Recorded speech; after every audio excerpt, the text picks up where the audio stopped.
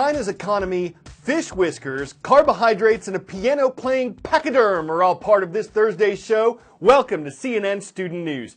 I'm your host, Carl Azus. This October 15th, we're starting with a debate, one among the 5 Democrats hoping to secure their party's nomination for president. They took the stage at the Wynn Hotel in Las Vegas Wednesday night, and like the Republican presidential hopefuls whose debate we covered last month, the Democrats were hoping to stand out from each other, to tell Americans what they plan to do if they get elected, and to try to get donors interested so they'll contribute to their campaigns. This was one of a series of debates for both parties. They matter because they can influence how Americans vote in the caucuses and primaries. Those are scheduled to begin next February. They'll whittle down the fields, eventually singling out one Democrat and one Republican who traditionally represent their parties on the national ballot in the general election. So what did the Democrats have to say? If you look at my record in and out of government, is that I've always been willing to take on the complicated, sometimes unpopular issues and work them through, the complex issues, and work them through in order to have a solution. We did it in criminal justice reform. You've had a lot of discussion here about criminal justice reform. We did it in other ways. We need a national political strategy for our economy, for our foreign policy. Today, the scientific community is virtually unanimous. Climate change is real, it is caused by human activity, and we have a moral responsibility to transform our energy system away from fossil fuel to energy efficiency and sustainable energy, and leave this planet a habitable planet for our children and our grandchildren. Right now, the wealthy pay too little and the middle class pays too much. So I have specific recommendations about how we're going to close those loopholes, make it clear that the wealthy will have to pay their fair share, and have a series of tax cuts for middle class families. And I want to do more to help us balance family and work. I have learned how to be an effective leader, whether it was raising the minimum wage, making our public schools the best in America, passing marriage equality, the DREAM Act, and comprehensive gun safety legislation. I have learned how to get things done because I am very clear about my principles. I've always been honest, I have the courage to take the long-term view, and I've shown good judgment. I have high ethical standards.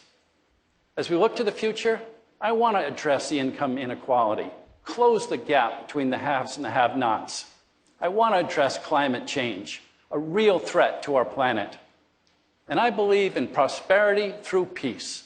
I want to end these wars. Investors worldwide are keeping their eyes on China, and they're concerned about what's happening with its economy. It's one of the largest in the world, and because the economies of different countries are connected, what happens to one of them can affect others across the globe. There was a dramatic drop in China's stock market over the summer, and shakiness continued through September when the value of China's imports decreased. It's partly because Chinese simply weren't buying as much, not a good sign for their nation's economy. There's no way around it. China's economy is still suffering. Economists surveyed by CNN Money are expecting growth of 6.7% in the third quarter. That's the worst since the 2009 financial crisis. Remember 2009? Jobs were wiped out, the housing market went bust, and giant banks went underwater. Nobody wants to go back there. At home, China is trying to engineer an economic shift away from manufacturing and pushing people to spend more. But that's taking some time. In the meantime, any bumps here in the world's second largest economy will be felt around the globe. That was pretty clear this summer. Investors worldwide started panicking as Chinese stock markets took a hit, at one point losing about $4 trillion in market value. What's $4 trillion? That's 20 million Lamborghinis. All eyes are now on Beijing for official GDP figures next Monday and a key meeting later in the month. Officials will have their work cut out for them, reassuring the world that they've got China's economy under control. Sophia Yan, CNN, Hong Kong. Whiskers. Dogs have them, hamsters have them, cats have them. But catfish are the only animals in the world that have an odd number of whiskers. And unlike the whiskers on pets that are basically hair, The whiskers on catfish are barbels. They're sensors that help the animals find food in murky water. Nothing fishy about that, but it's random. Okay, up next today, how much of your daily diet should be made up of carbohydrates? Actually, there's no one-size-fits-all rule. It depends on your age, your gender, your height, weight, overall health, and how much exercise you get.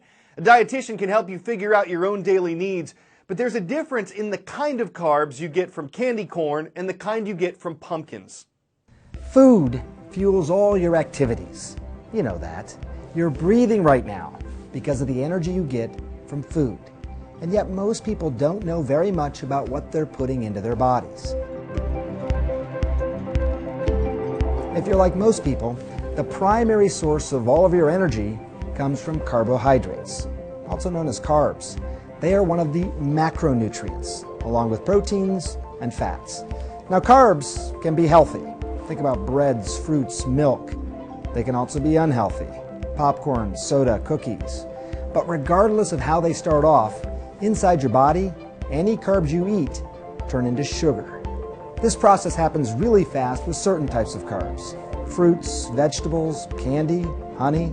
Those are called simple carbohydrates. They provide a quick boost of energy. You get energy over a longer period of time when you eat other types of carbs. Whole grain breads, rice, beans, peas, potatoes. These are called complex carbohydrates. Now those are going to take longer to digest.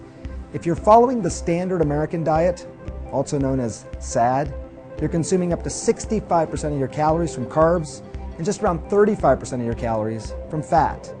But a diet that's low in fat and high in carbs, especially the wrong kind of carbs, can turn on you. Here's what happens. Because simple carbs don't make you feel as full, you end up eating a lot of them. And remember, those carbs turn into sugar, and that sugar flows through your bloodstream. When it does, your body releases a hormone called insulin. Insulin is important. It lets your cells know that energy's on the way and it's up for grabs. But insulin also takes the extra energy from carbs and turns it into fat. That's why a sugary drink, as well as a double cheeseburger, can both be bad for your waistline and for your heart. Sure, you need carbs. We all do, but not too many. And remember, not all carbs are the same.